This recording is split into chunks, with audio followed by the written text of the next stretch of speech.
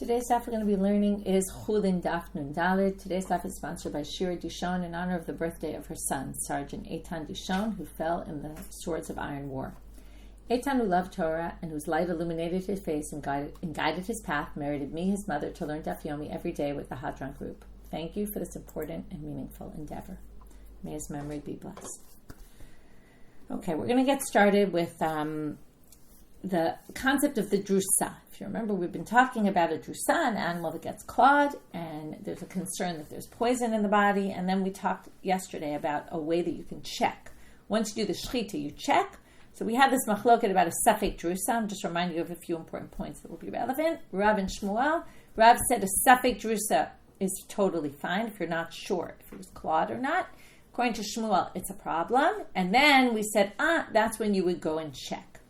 Then we said that there was this machloket between, seems Rashi says, the only time you're checking is really the safek drusa case, which would basically mean that it's only according to Shmuel and not according to Rav, right? At least that's what it sounds like. And then Tosfot says, based on a sugya we're going to learn today, that he thinks the check that people are doing is, he quotes the Rivan first and Rashi, and that both of them think that it's only a, right, I think this is where he quotes the Rivan, Rabbi Yitzchak Rabbi Meir, and he says, all of them think that drusa doesn't need bedika. A drusa, if it's definitely clawed, it's immediately a problem. It doesn't help to check. But Tosfot himself thinks, and we're going to see why in today's daf, that you actually can check if it's an actual drusa. And if it was clawed, and you don't see any signs, which today we're going to learn exactly what you're checking for. We learned you do it opposite the b'nei me'ayim, basically meaning in the torso of the animal. You check for red signs, right? If there's redness there, you can assume there was poison. If it's not, then you can assume not. So again, there's a debate whether this is only in a safek case or even in a definite case where you know it was clawed. Still, you can check, maybe no poison went in, right? Just because it was clawed doesn't necessarily mean that poison went in, or maybe you can't check and you have to just always assume it's a treifot. So now that's just a little background, something we're going to see shortly. I'm a Rav Bibi. We're going to start from the bottom of Nun Gimel Amud Bet, the last few words. By Rav Bibi var Abaye. So Rav Bibi var Abaye asked the following question. Veshet, first, it was a question that first says, he says, okay, this I know, what about this? Veshet nikuvato b'mashu, drusato b'mashu. Okay, if the veshet has a hole of mashu, of any size, then, and therefore, when we were looking for drusa, since a hole of any size is going to make it a treifot, also a drusa, any size, is going to make it also a problem. Kaneh nikuvato b'ki'isal, drusato b'kama. But the windpipe, which has a hole of mashu, is not a problem. It has to be a hole the size of an isal, of a coin, right? This bigger coin.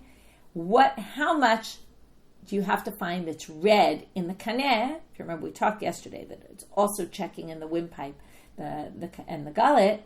So drusato the kaneh and the veshet, both of them, both the simanim, how much is going to be an issue in the windpipe?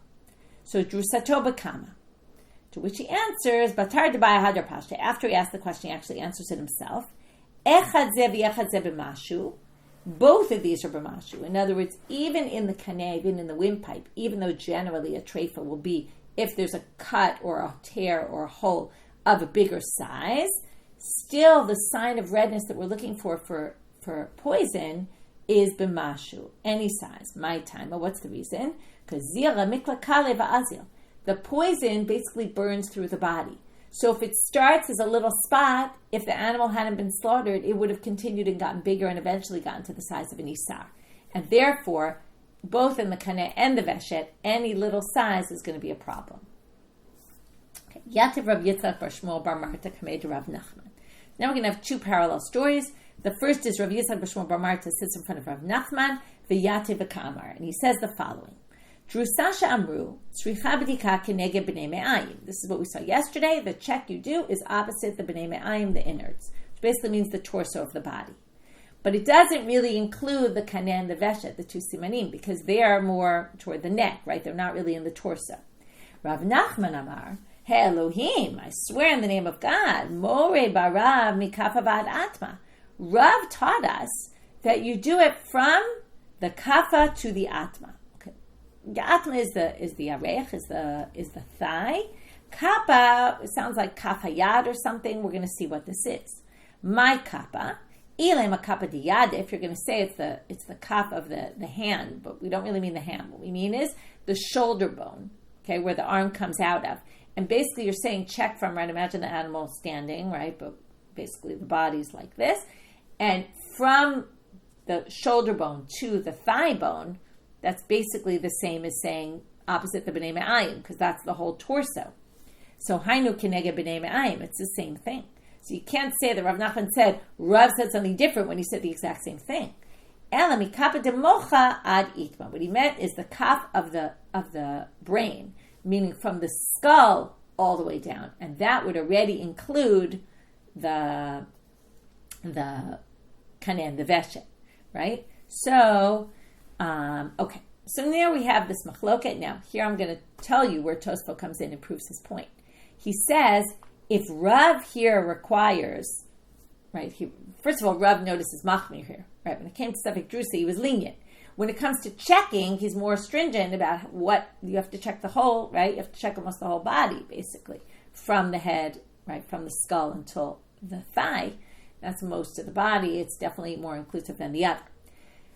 Now, let's think about it. If Rav requires a bedika, and the bedika is only for a Safek Drusa, but Rav says for Safek Drusa you don't need to check, so then why would Rav require any bedika ever? So basically, Tosfot says that's a big difficulty on Rashi and the Rivam, who think that the bedika is only for Safek Drusa. Then what's Rav talking about a bedika when Rav doesn't even think you need to check? Rav thinks the animal's automatically kosher. So that's Tosfot's big point to say, doesn't make sense what Rashi and the Rivam say. It must be that this check can be done even if the animal was definitely clawed. You still check because maybe there was no poison that got into the animal, to the internal organs. So then you check the animal and you see it. If there's no signs, you can actually allow the animal to be kosher.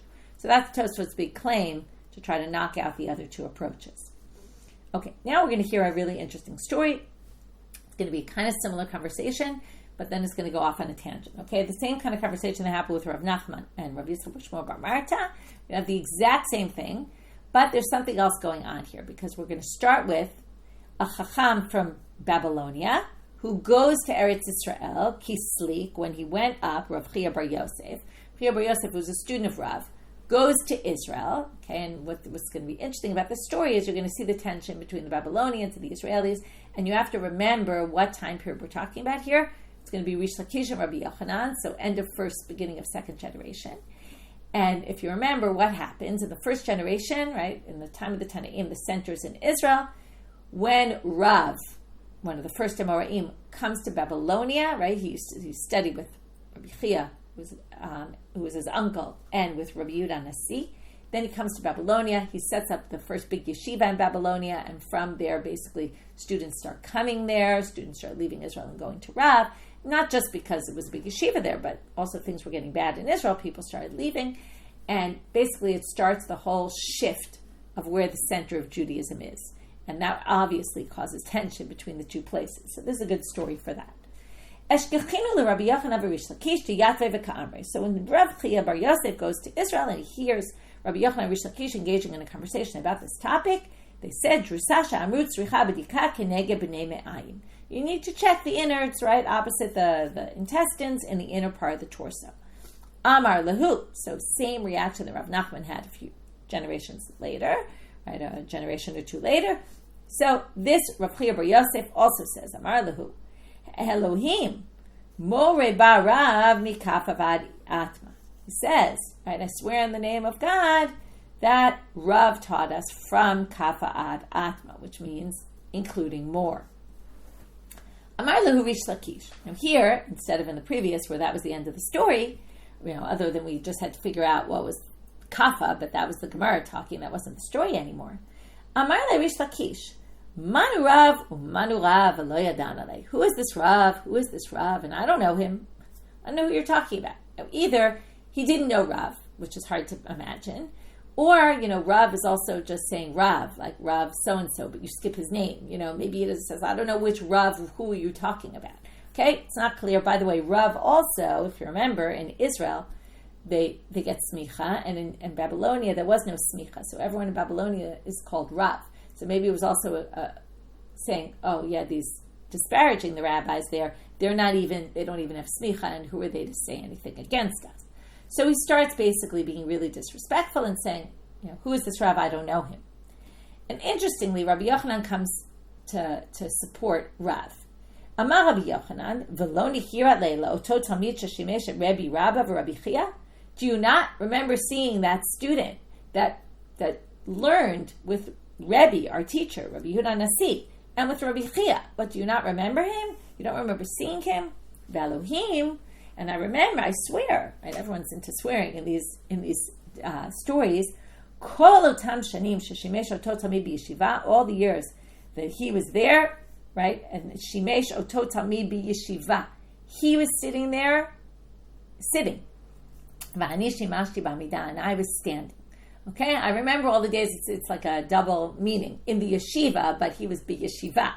Okay, and the people who stand are always the people who are the less important ones. If you remember, Rabban Gamliel makes Rabbi Yeshua stand up on his feet. Right? He says you have to stand out of disrespect for him.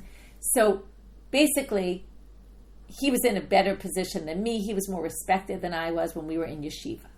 Okay, now Uman Gvaru. What's so great about this rabbi? Rav Gval Bekula. He was great in every area. Okay, he excelled in everything.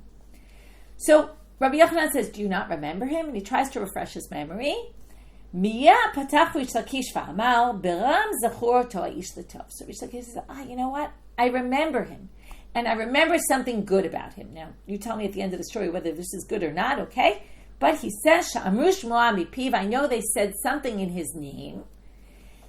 And he quotes a halacha, okay? That he heard in Rav's names, if that's going to make him remember Rav. Now, in almost every page of Shas that we've learned, we've seen Rav, right? He's in thousands of machlokot, and of all the ones he's quoting, this is a strange one to be quoting. Okay, so let's think if we can come up with some theory out of this. So what does he say? Shmuta v'shchuta kshera. If you find something dislocated after the shchita, but you see that it was slaughtered in the exact right place, meaning, you see the simanim. Okay, Rashi says it's a kaneh, so let's just go with this. The kaneh, it's the windpipe. You have an animal. You slaughter it, you take it out, right? You open it inside and you see that the windpipe is out of its place, it's dislocated, but it is slaughtered in the right place. So the question is, was it dislocated before the shechita, or did it become dislocated after the shechita? If it became dislocated after the shechita, it's not a disqualification. Animal's kosher. So says Reish Lakish, I heard Rav say that if it was taken out of its place and slaughtered, meaning you find it now, both dislocated but slaughtered in the right place, you can assume it's kshera. She'ifshar l'shmuta she'taseh shchuta. Because if it was dislocated before, there's no way it would have become shchuta. Okay, what would have happened if it was dislocated and you slaughter it in the usual spot? You're going to cut it in the wrong place. Remember, we had the whole thing. Which part of the windpipe can be cut, right, and under it, below it, all above it, right? So it would be dislocated. It wouldn't be properly slaughtered. Okay, before we go on and see what Rabbi Yochanan says, you can think about what he's trying to address here. What's shmuta? Dislocated, right? And he's talking about something dislocated from his place. It's never the same, right? You won't be able to do a proper shechita if it was dislocated before. Now, he actually says in this case it's kshera. But he's quoting Rav, making a statement about dislocating, right, which has to do with Rav, who dislocated from Israel to Babylonia. And it could be he's doing a little bit of I remember him, and this is what he said. And maybe it's saying that Rav wasn't consistent with what he said, because he talked about things that are dislocated are not the same as they were before, and Rav dislocated from his place, and perhaps he's trying to say that Rav is no longer the same as he was before. Now, Rabbi Yochanan comes and says, and again, this is going to have two meanings as far as I'm concerned, as far as this theory that I'm saying. Rabbi Yochanan omer yaviv yakif. So Rabbi Yochanan says, remember mikifin, we take another one and we compare it. We do the same thing to it and we compare. So Rabbi Yochanan says, if you want to know if it was shmuta before or shmuta after, okay, you should test it out. So now, there's two interpretations among the Rishonim how to test it out. Either cut the kaneh again and see if it looks the same, the cut that you did, then it must have been dislocated before, because the cut of a dislocated windpipe is going to look different than when it's connected. So we want to know, did you first cut it when it was connected or not? So cut another slice, or take another animal and do the same and see what it looks like, right? Cut it normally and compare the cuts, and then see, this one wasn't dislocated, so this one, and does it look the same as that one? So either compare it to itself or compare it to another one. So now you can take this to the same place. Rabbi Yochanan retorts back to Reish Lakish, right? Compare Rav either to himself before he left Babylonia, before he left Israel and after, or compare him, put him up against any rabbi here. There's no way that any of those rabbis are going to hold their own to Rav, right? Rav is clearly greater, even though he moved to Babylonia. That didn't affect him. So you have this interesting machlokah between two rabbis, specifically in Israel, right? How to look at this move of Rav, and was it a bad thing or a good thing? Did it, and sort of you see the tension. I don't think they're really arguing about reality. Was Rav a great rabbi or not? But Reish Lakish just was trying to say, don't give him too much credit because he left Israel and, trying to keep his stronghold in Israel. Amar Rav Nachman. Now comes Rav Nachman in comments. Some people think he's commenting on what Rav said, the Shmuta and Shchuta. Some people think he's commenting even according to Rabbi Yochanan, okay, and he's limiting. He's going to say, Lo shanu ela shelo tafas b'simanim. It's only if they weren't holding the simanim when they shechted. Aval tafas b'simanim b'shachat, efshar l'shmuta shetaseh shchuta. If the shochet was holding the simanim in place at the time, then, now it could be they were in place to begin with, but if he was holding onto the neck and kind of holding them in place, then theoretically, even if it was dislocated, it would actually be in the right position. And then you won't be able to tell if it was slaughtered properly or not, because it could be it was dislocated, it could be it wasn't. You won't ever have a way to tell. So if the shochet was holding the simanim, it won't really help. Okay. Some people say that's just according to Rav, because Rav said, Yevshar l'shmuta shetaseh shchuta. Some people think, even according to Rabbi Yochanan, compare your two ways to understand it. Maybe you still could do the comparison and that would help you, or maybe the comparison won't even work in that case, because we can be sure that it was in its place. Okay, so that's the end of that section. Now we're going to finish up finally. Okay, we started on Men Bet. We're now on Nun Daled. We started the chapter on Men Bet. We still have a long chapter left to go. We're not close to finishing Elu Treifot, but we are going to finish the first Mishnah. So if you remember, okay, it's a very exciting milestone. So the end of the Mishnah was, after listing the 18 treifot, Zeh HaKlal, this is the rule, Kol she'en kamo achaya, treifot. If an animal can't survive, which we then said 12 months, it's a treifot. So now the Gemara says, okay, whenever it says Zeh HaKlal, the Gemara likes to say, La tuyeh mai, what's this coming to include? It must be coming to include something. La tuyeh shev shmat tetav. Remember where we started, right? It's to include the list of 7 extra treifot the Amoraim added on. Those are all included in the words of the Mishnah. Obviously, the Amoraim said them, right? But they're saying you can derive that from the Mishnah. Anything else that's similar, and those 7 are similar. Debei Yosef Rishba. Okay, Rishba is a hunter. So now we're going to talk about 2 stories of hunters, because the hunters, when they're hunting, you can learn all sorts of things about animals and what's going to cause the death of an animal. Machu, so there's Bei Yosef Rishba from the house of Yosef the hunter. Machu begida nashya v'katle.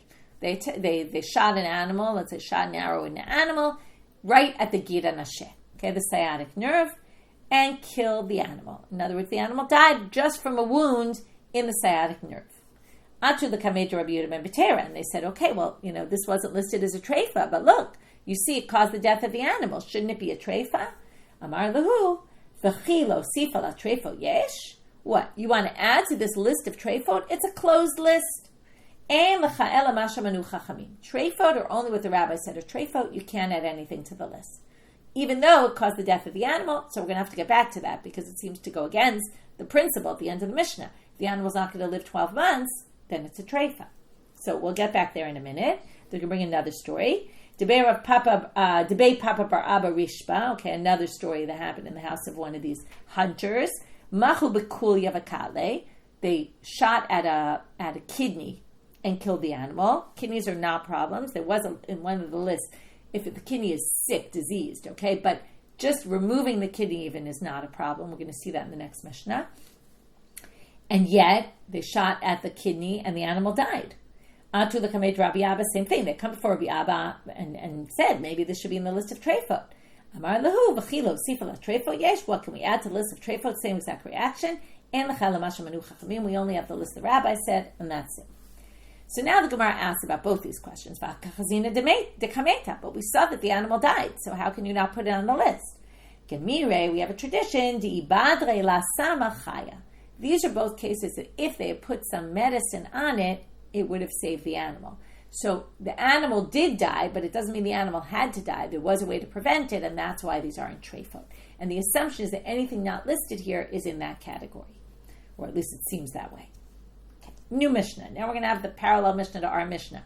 It's going to be all the same things, but it's going to be in the case of the alternatives when they're not treifot. Ve'elu ksherot bebehema. Okay, these are the ones that are ksherot. You have this problem in an animal, it's totally fine. Nikva gargeret. Okay, you end up with a hole in the windpipe. Because remember, the windpipe has to be cut, the majority of it, or there's a big hole in it, but not a teeny hole. Ocean is stika, or it's cracked. If you remember, we learned that the windpipe, if it's cracked all the way across, but you have a little bit still on either end, because remember, it's this long cylinder with rings. As long as you have a little bit at either end, it's fine.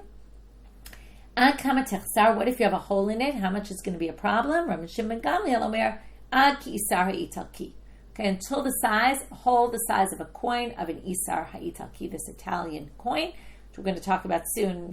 What was it in the Babylonian coin? Because the Babylonians didn't use the issar ha'italki. Niftechal gugolet, if the skull cracks open, veloni kev krum shamoach, but the brain membrane is not torn. Remember, we said whole of any perforation of anything in the brain membrane is a problem. But in this case, it was completely whole. So that's not a problem. Nikev halev velo lebeit chalelo. There it was, if you had a hole in the heart and it went, a perforation that went all the way down to the ventricles. Now we're going to say it didn't go down to the ventricles. Okay, it was a smaller hole or perforation. Nishbira shidra velo nifsak hachut shala. You have a broken vertebrae, but the spinal cord is not torn. Nitla kavev nisheri menu kazayit. This is the one that was a problem that we had to say this actually doesn't go with the previous Mishnah, and we had to say each one is a different opinion. But if the liver is taken out and you only have, as long as you have a kazayit of it left. If you remember from the first Mishnah, it sounded like even if you have any bit of it left, it's fine. But this says you have to have a kazayit left. Hem sesu be'erakoso, those are two of the inner stomachs. Shenikvu ze letoch ze. Now these are two stomachs that have an opening from one to the other, and the food passes through from one to the other. Since there's already an open path between the two, if you open another path by basically having a hole in one right opposite a hole in the other, that's not a problem, because anyway, there's an opening between the two. So having two openings doesn't make it a treifa. Nitalat chol, if the spleen is taken out, or nitluat klayot, or the kidneys are taken out. This is interesting, because you would think the animals need their kidneys to survive. The rabbis claim that certain animals don't need their kidneys to survive. Okay, they have other ways of doing it. I don't know the reality of that. If anybody wants to check, feel free. But it seems that this would not cause the animal to die not having its kidneys. Nital lechi atachton, if you take out the lower jaw. Nitla ha'em shala, you take out the womb of a female animal. The charuta bidei shamayim. Okay, what is charuta bidei shamayim? If charuta means if the lungs shrivel, kind of got a little bit shriveled up. What does it mean bidei shamayim? Like thunder or something caused the animal to go into a bit of a panic and it caused the lungs to shrivel. Hagluda. Okay, this was one of the bazgar, if you remember. There were Shev Shmatata, and then there were the bazgar, the other four. The gimel of bazgar was gluda, and then we said, if you remember, there's a machloket about this. We quoted this machloket. Rabbi Meir machshir chachamim poslim. Rabbi Meir thinks if all the hide is off of the animal, there's no more skin on the animal, that's not a treifa. But the chachamim say it is a treifa. Okay, so this one's a machloket. Starting now with the Gemara. Itmar. It was said. So that's an introduction to a machloket amoraim. Rabbi Yochanan amar elu treifot dafka. Rabbi Shimon ben Lakish amar elu ksherot dafka. Now we have this problem because we have a list. These are the treifot and these are the kosher ones. What about things that are in between? Okay? In other words, if you say these are the only treifot and you say these are the only kosher ones, but this doesn't cover everything. So what about some of the areas in between? And we're going to see there's a nafkamina of one of them. Okay? So the Rabbi Yochanan says, if we have to learn from one of them, it's that these are the treifot. And according to Reish Lakish, it's these are the ksherot. Now, what's the meaning of this, and how's this going to play itself out? We're going to see right now in a bit of a convoluted argument here. What's the machloket? B'di Rav Matna. Their whole machloket is about one of the shev shmatata, okay, of the 7 extra ones. To Amar Rav Matna, hai buka da'atma. This is the head of the femur bone, right, on top of the thigh. If it was deshaf miduchte, if it was dislocated from its place. So it's still there, but it's dislocated. Comes Rav Nachman and says, if that bone, the top of the femur, which is near the pelvis there, is taken out of its place, dislocated, it's a treifot. Okay, so now we're going to see who says what. Rabbi Yochanan Amar, elu treifot dafka. Okay, he says, elu treifot, that means only these. Tana treifot, v'tana ze'aklal. But after listing elu treifot, it did also say, as we ended the previous section, right? But there are ze'aklal. This comes to include more things, turning now to Abaye. So what would you assume? So then you would think that Rav Nachman was included in the zaklal. My time. Why would you think that? Because it's like something that's removed completely. Okay, detached is similar to removed completely. So you would have thought to include it in zaklal. But if we're going to go with Rabbi Yochanan, what does he say? Elu treifot. Anything in the middle is not going to be included. So it's like a back and forth. Elu treifot said only these. Zaklal included more. You'd think it would include Rav Matna because it's like natul. Comes the word elu treifot back to the beginning to say no, only these are treifot, and we're going to exclude hani hu de treifa had Rav Matna kshera, and we're going to actually say that Rav Matna is kosher. Okay, because again, if he focuses on the elu treifot, that's limiting. So what's confusing about this is first it's limiting, then it's inclusive. But in the end, it's elu treifot dafka, according to Rabbi Yochanan. And then the elu treifot is going to be limiting even within that expansion. And specifically, the one they think to limit is Rav Matna's. Rabbi Shimon ben Lakish, you'll see why Rav Matna's is the one. Because on the one hand, it's dislocated, so it's kind of like something that's removed. But in this version, we're going to see, but it's not really removed, so it's not really like being removed, because it actually is still there. So Rabbi Shimon ben Lakish amar elu kshero dafka. And now here we're going to see the machloket, what he disagrees with Rabbi Yochanan. It's obviously going to be about Rav Matna. Tana treifot v'tana ze'aklal. So again, starting with the first Mishnah, we have the treifot, only these, but then we get to the general rule. The general rule is we're going to include more. How many more? Well, he actually doesn't think you would have included Rav Matna in the list. Reish Lakish says, I would have thought it wasn't included in the general, the more general addition here. My timer. Lav lenikuv yadama. It's not like having a hole, having something dislocated. Lo lipsuka damya. It's not like being severed, like cut, I should mean, not severed, really cut. Ulinichulinami lo damya. And it's not even close to something removed, because it's not removed. It's just dislocated from its place, but it's still there. And therefore, I would have thought that's not on the list from zaklal. Tana elu kshero, then the next Mishnah comes to say, oh, but these are the ones that are kosher. Hani hu de kshero had Rav Matna treifa. Then we're going to say, but if you didn't have this list, then you would have assumed Rav Matna is fine, because it's not part of the treifas and it's not part of the zaklal. However, once you say these are the ones that are kosher, and notice Rav Matna's one is not on the list, anything dislocated is not here. So therefore, we're going to say only these are kosher, and Rav Matna actually turns into a treifa. Okay, so we end up coming to the opposite conclusion about Rav Matna. Is it kosher according to Rabbi Yochanan? Is it, right, according to Reish Lakish, it's going to be a treifa. Okay, gufa. Now that we got to Rav Matna, we're now going to go in depth a little bit into Rav Matna. Amar Rav Matna, hai buka de'itman teshaf miduchte treifa. Okay, so that's just what Rav Matna says, it's a treifa. Rava amar kshera. Rava actually says it's kosher. The ifsak nive treifa. However, he agrees that if the sinews, that there's sinews that go around the gidim that go around the bone and kind of attach it to its place, if they're cut, then it actually becomes a treifa. And it can be dislocated, but still have these sinews wrapped around. That case, Rava thinks is kshera. But once the sinews tear off, then he agrees it's a treifa. But hilchata, the halacha is, if signami kshera, Until it starts rotting away, it's not a problem, right? Things generally, when they're detached, they eventually start rotting because when they're attached, they have life flowing through them, blood and all that. Once they're detached, they start to decompose. So when it's detached, even without the sinews, we actually paskin that it's not a treifa.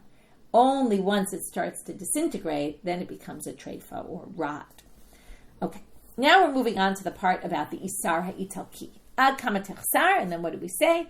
A hole in the, right? So just to review what we did so far, all we were dealing with is the word elu treifot, is that dafka, or elu kshero dafka? And then from that we got into Rav Nachman, and therefore we went into Rav Nachman. Now we're going back to the Mishnah. And the first case was the kaneh, the windpipe, and then we talked about if it has this hole in it, Rav Ben Gamliel says until the size of an issar italki. So Amar Ze'eri, another Israel Babylonia thing, but this is different than before. Ze'eri came from Israel, gets to Babylonia, and he says to the Babylonians, Atan de lo mitchami lechon shiura. You don't know, you've never seen the shiur of an issar italki. You don't have that kind of coin. Shiure b'dinar kordina'a. Okay, the shiur that you're looking for is a dinar kordina'a. That's your parallel coin that's the same size as an issar italki. It is very important for them to know, right? For us to know, we don't know any of these coins, right, at this point, but he was helping them. And he tells them, Havi kipshita zutarti. It's also like the coins, the small coins. Umishtacha beni pshite de pumbedita. You find those, it's like the pennies, and you find those in the pumbedita. That's the ones they use. That's also the same size. Okay, so it's just identifying for them the size. Now we have a story, another interesting story. Amar Rabbi Chana Ptora'ah. Okay, Rabbi Chana, who was a shulchani is a money changer. He was a money changer. Ila mina havakai bar nafcha. Okay, in front of him comes bar nafcha. Bar nafcha is another name for Rabbi Yochanan. He was the son of the glassblower. Okay, so Rabbi Yochanan comes before him. Uba minei dinar kordina'a l'shiure beit treifta. He wanted a dinar kordina'a. Where do you go? You go to the shulchani. In other words, he wasn't going there to trade money. He was going there because he needed the size, that coin, so he could check the treifot and see the size. Okay, now the story isn't so interesting in terms of, okay, he wanted a dinar kordina'a, beseder, okay. But what happens in the story is a total side thing, which is, the guy, Rabbi Chana, who's sitting in the shulchani spot, and the money changer there, wants to get up to show respect for Rabbi Yochanan. V'lo shavke. Rabbi Yochanan wouldn't let him. Amar li, shev b'ni shev. He said, sit, son, sit. Ein ba'alei umaniyot nitishim halacha. When you're working, you're not allowed to la'amo mipnei talmidei chachamim b'sha'a she'oskim b'melachtan. If you're a baal umanut, you're a trade worker, and you're in the middle of work, you're not allowed to stand up for a rabbi. Okay, why is that? Okay, well, this is a good question. Because there's a big nafkamina. Is it because someone else is paying you, and it's not your right to decide, how to spend their money, like they're paying you per hour, and, you're now spending time of your hour standing up, even though it's not very much time, but it's basically time that's not your own. Now, that would only be true, and this is why it's important to understand what the issue is, that would only be true if you work for someone else. What if you work for yourself? You could decide, right? Okay, I'll waste my money, I'll waste my time. So some people say it's only if you're working for someone else. Some people think it's no matter what, okay? You have a right. While you're working, you don't have to do this, okay? Specifically on the Hebrew side of our website, so Sugya B'Tana this week from Rav Tubakana is specifically on this topic of standing up for Talmidei Chachamim, and she adds there Talmidei Chachamot. And anyway, it's an interesting topic about, how important it is to stand and what if it comes in conflict with your job. Okay, so now he says, you don't have to stand up. To which they ask, Velo, is that really true? Vahatznan, doesn't it say in the Mishnah? Okay, let me give you the background. We're talking about bikurim. Bikurim are the first fruits that you bring on Shavuot, and also you could bring them up until Sukkot. Okay, there was a time period in which you would bring them. It wasn't all just one day. And people would bring them from wherever they lived. They would travel to Jerusalem, and bring their first fruits, right, wherever they lived in Israel. So now it says in the Mishnah, Kol ba'alei umaniyot umdim mipnehem v'shoalim b'shlomam v'omrim lehem. Okay, there's this procession of people. The Mishnah Bikurim is one of those descriptive Mishnayot, describing what would happen when they would do that. The people would be coming with the Bikurim, and everybody, while they were working, these same Baalei Umaniyot, what would they do? They would omdim mipneihem, they would stand up, not just stand up. Sholim b'shlomam, they would ask, how are you? V'omrim lahem, achenu anshe makom ploni, our brothers from the city in the Galilee or something, Bo'achem b'shalom, welcome to Jerusalem. Okay? So people would do that. Now, what do you see? They would stop their work. So if you can't stop your work for Talmidei Chachamim, how can you stop your work for people bringing Bikurim? They're deserving of more respect. Doesn't make any sense. It would seem like if you could do it for them, you could do it for the rabbis. So Amal Rabbi Yochanan answers, Mipneihem omdim, Mipnei Talmidei Chachamim ein omdim. Okay, it's not the most satisfying answer, but he says there's a difference. Those two are different categories. He doesn't explain why, but we're going to have two explanations in the Gemara, one attempt to explain and then a rejection of it, which basically explains it in a different way. Amar Rabbi Yossi bar Avin, bo re'eh kama chaviva mitzvah b'sha'ata. What you see here is how special is a mitzvah when it's being performed. When a mitzvah is being performed in its time, wow, that's amazing. Because look, they stand for them and they don't stand for Talmidei Chachamim. So it shows you how important it is, how beautiful and beloved is a mitzvah when it's own time. Everybody gets up and shows respect for it. To which the Gemara says, Mimai, why are you assuming that's the case? Dilma ad shelo nimtza machshilan la'atid lavo. Says, maybe there's a completely different reason here. It's not easy, okay, especially in those days when travel was complicated, right? They didn't have buses and trains and things like that, and cars. It was hard for people to, and you have to carry your first fruits. That's really very schleppy. Maybe it's just so that the people do it again. You have to greet them because this is an important value. Otherwise, next time they're going to say, I'm not going to bother bringing Bikurim. You want them to have a positive experience. We're going to have a positive experience where people greet you and people talk to you and people address you, right? And from this place, wow, how amazing it is what you're doing. That makes you feel good and it encourages you. For that reason, we're going to allow it. For the Talmidei Chachamim, there's no reason. You don't need to stand up for them if you're in the middle of work. I mean, you should stand out of respect because they're even the representatives of God in this world to a certain extent. That comes up in Sugiyot, that they kind of represent the Torah and the Torah represents God. And that's, right, and yes, it's very important. But not if you're on your job and, you're going to lose your focus, right? You could say it's just a second, but, we all know that as soon as you lose your focus from something, it's harder to get back. And, anyway, it's an interesting sugya about, the interplay here and how we, take certain situations and try to compare them and try to see if we can learn something from them. It's not always clear what we can learn. Okay, Amar Rav Nachman, last sugya for today. Kisela ki yater misela. Ki isal ki yater mi ki isal. Okay, the sela, we don't know what it's doing here. We'll talk about it in a minute. Let's start with the issar.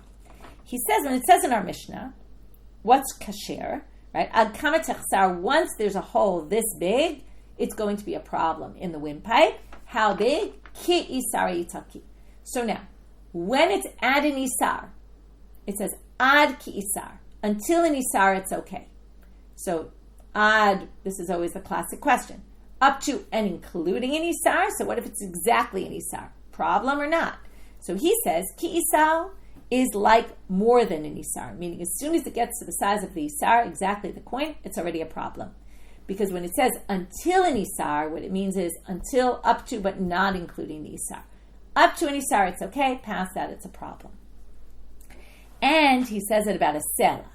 When it talks about a sela, it's also going to be up to, but not including. Already the sela is a problem. Or a sela is like more than a sela. It could be a problem. It could be less, not a problem, depending on the sugya.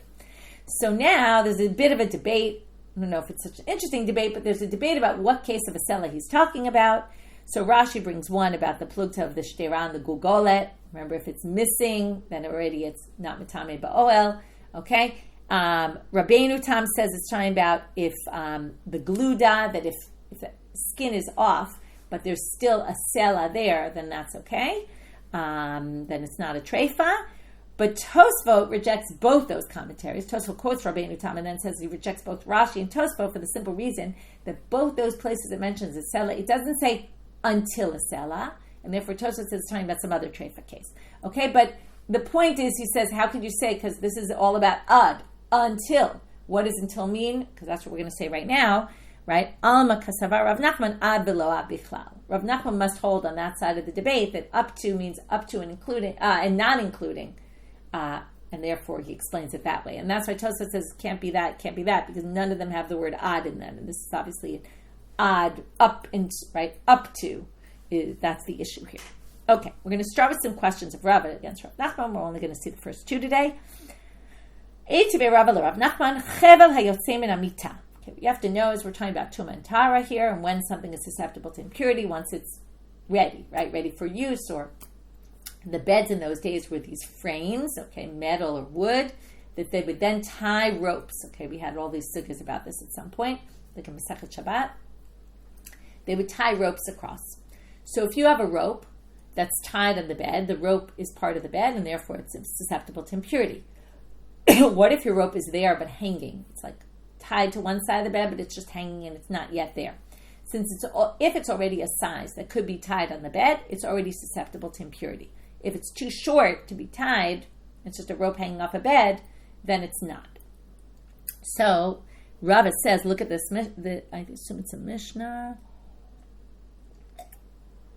Just gonna look for a second. Yeah, it's a Mishnah in Kelim. The Mishnah says, Chevel hayotzei min hamita ad 5 tefachim tahol. If you have this rope coming out of the bed, up until 5 tefachim, it's fine. Meaning it's not susceptible to impurity, it's tahol. My lav 5 kelamata. Now, for whatever reason, he thinks that up to and including 5 is not a problem. And therefore he says, look, ad here means ad up to and including. To which Rav Nachman obviously answers, lo, 5 kelamala. No, 5 up to 5. But from 5, it's already susceptible to impurity. Tashmas, and he says, look at the continuation. Rava says, mechamisha v'ad 10 tamei. My lav, so 5 obviously is starting at 5. But then it goes until 10, and he thinks, my lav 10 kilamata. He thinks from 5 up to and including 10. And therefore, again, question on Rav Nachman, to which Rav Nachman obviously answers, lo 10 kilamala. No. 5 to 10 is already, right, is going to be susceptible to impurity. When you get to 10, now what does it mean here? This means that when you get to 10, whatever's beyond 10 is not needed, because the beds were 10 tefachim wide, and therefore anything beyond 10, so it's interesting, you could have this part of the rope that's beyond 10 is actually not susceptible to impurity. It seems hard to imagine, because it's the same rope, but anything beyond 10, but what he says is it 10 and beyond, okay, because 10, right, up to 10 does not include 10. 10 is already going to be the part that's not susceptible to impurity. And with that, we finished the questions for today. We have more going forward. So what did we have today? We started with this, how much of a drusa in a kanen, a windpipe, and we said a mashu, even though usually the thing is needs to be bigger in the windpipe, but since it's going to spread, it's a problem. Then we said we had these two sugyas that talked about drusa needing bedika just by the torso. Rav came and said no, more than that, including the windpipe and the kanen, the veshet. Then we had, with that, we had the whole story, who's Rav and Reish Lakish and the whole back and forth there. Then we went to Zaklal. At the end of that Mishnah comes to include the Shef Shmatata, even though we saw that according to Rabbi Yochanan later on, we saw it doesn't include one of the Shef Shmatata. So then we had the Mishnah with all the Ksherot. Then we had the Machlok of Rabbi Yochanan, Reish Lakish. Is it Elu treifot dafka or Elu Ksherot dafka? And are we limiting? I'm sorry, it's right. So the one of the Shef Shmatata, right, would be included. This one of Raman according to Reish Lakish, but wouldn't be included according to Rabbi Yochanan. From there, we got a little bit into that psul that Raman talked about, and then we got back to what is an issar, what is it in the Babylonian currency. From there, we had a story talking about, where he went to the Shulchani, and the Shulchani wanted to stand up, and Rabbi Yochanan said, please don't, you're working. By the way, I forgot to mention that if the discussion that ensued with the question, because it's interesting, they raise a question, Rabbi Yochanan answers it. It's not sure if the Shulchani raised the question against him, which meant that in the end, the Shulchani engaged in a whole halachic conversation with him, which also distracted him from his work. So it might not have helped in the end anyway. But anyway, there was that, and why don't we stand before Talmidei Chachamim, and why do we stand for these Mivyei Bikurim? And then we ended with this Kisela, right? Up to and including, or up to and not including. And in the end, Rav Nachman says it's not including, even though Rava tried to throw all these difficulties at him, where he claimed that the Mishnah meant up to and including, but Rav Nachman said, no, not necessarily. You could read it my way. With that, we finish for today. Wishing everyone a good day.